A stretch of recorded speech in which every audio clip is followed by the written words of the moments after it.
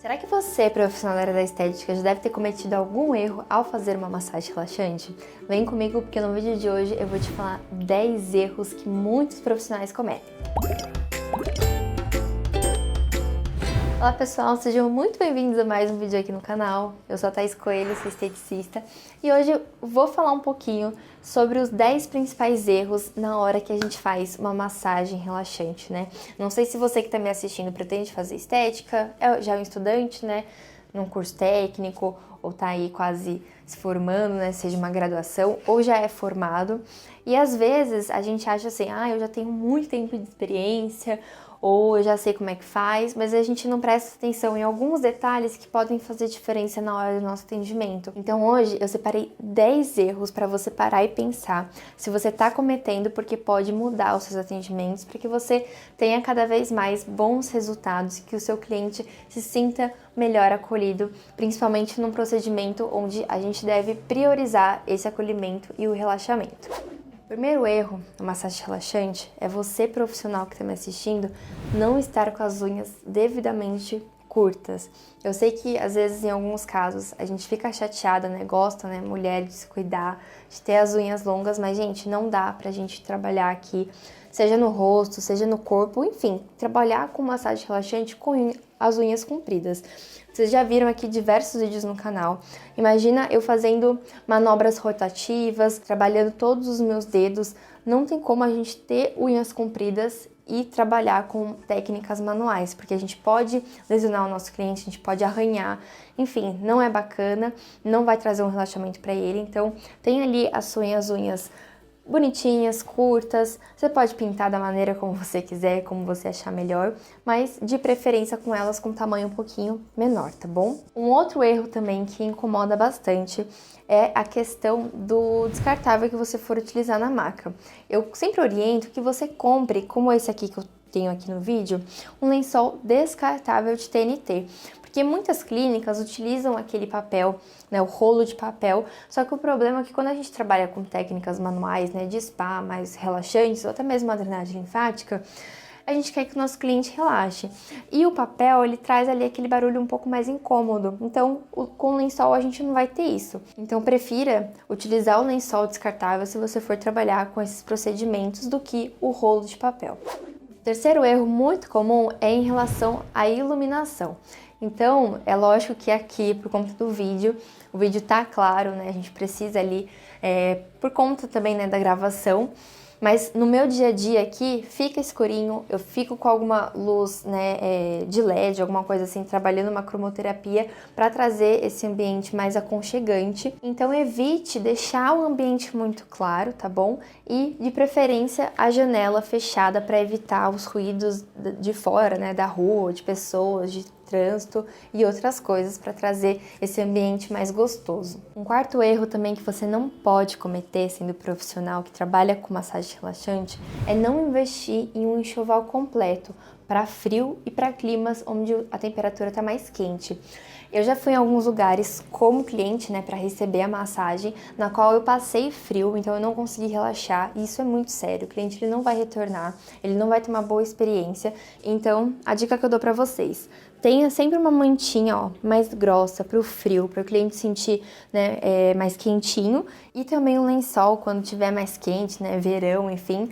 Às vezes a nossa sala fica menos arejada, né? Então é importante que você invista nesses dois tipos de enxoval para trazer uma experiência ainda melhor para o seu cliente. O quinto erro é você conversar demais. E aí eu vou abrir um parênteses, porque é lógico que depende de cada caso. Eu tenho muitas clientes que o relaxar delas é conversar, é bater um papo, é falar às vezes do trabalho, do dia a dia. Então elas gostam de conversar e aí, é lógico, a gente vai conversar junto.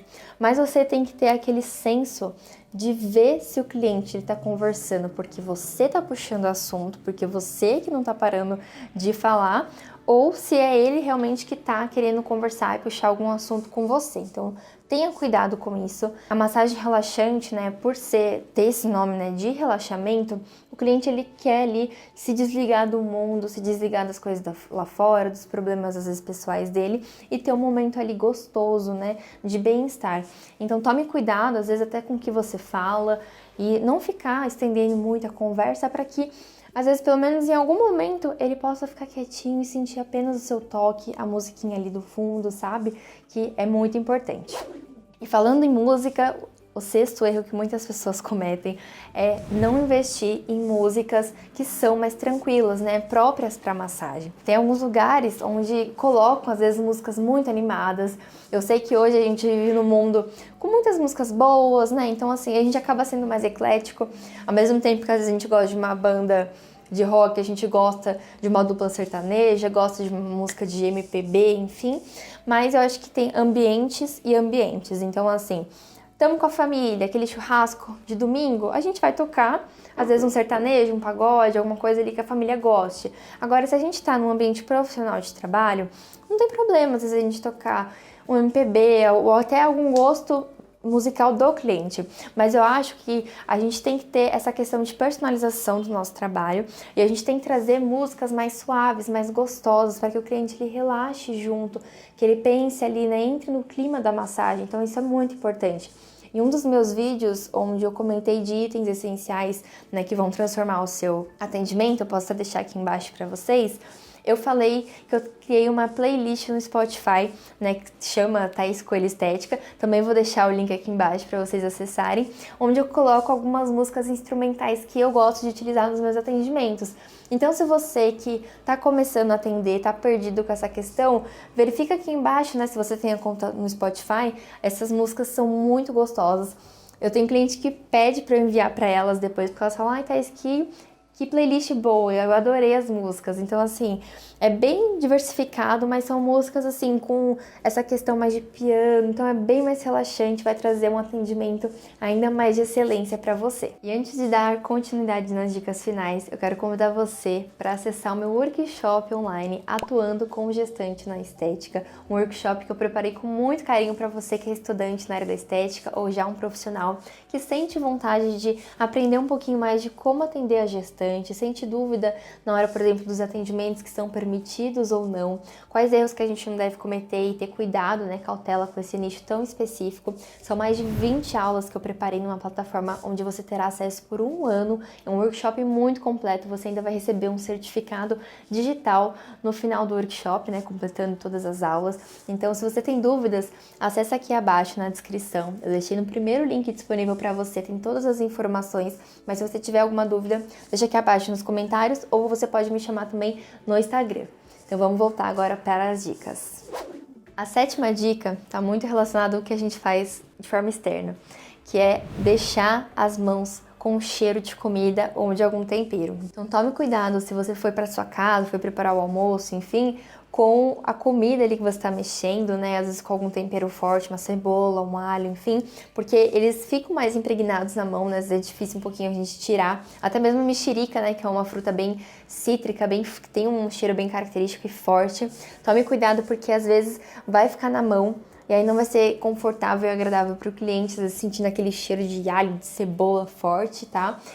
Mesmo às vezes com creme, a gente lavando a mão, pode ser que fique ali um pouquinho, bem no fundinho. Então, lave a mão de novo, verifica você mesmo se não tá cheirando nada, para que você tenha um atendimento ali sem cheiros e bem mais confortável. O oitavo erro, muito cometido por muitos profissionais, é sempre seguir um padrão de posicionamento na maca. Então, às vezes, quando o cliente ele vai se posicionar na nossa maca, a gente tem a mania de achar que ele precisa seguir um padrão na qual ele vai ficar e permanecer na maca, deitado ali, posicionado com as pernas ali normal, né, como se estivesse deitado na cama. E não é bem assim, porque cada pessoa é diferente. Por exemplo, a minha cliente agora, ela tá posicionada aqui, ela tá de barriga para baixo e ela está sem travesseiro, porque o travesseiro incomoda ela, então eu tirei e aí eu perguntei, tá confortável assim? Então sempre pergunte se tá confortável para o cliente, às vezes ele fica com vergonha de falar, então você perguntando é uma forma dele ficar mais à vontade de falar, olha, você poderia colocar um travesseiro?